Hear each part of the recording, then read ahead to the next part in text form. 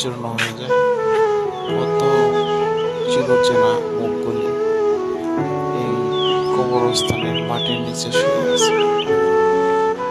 তাদের সাথে কথা হইতো, চলা হইতো।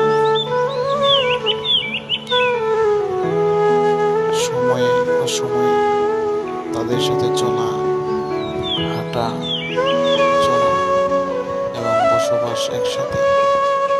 আজ তারা নেই, এই কবরস্থানের মাটির নিচে শুয়ে আছে। অন্ধকার কবরে তাদের স্মৃতিচিহ্ন নেই কিছু।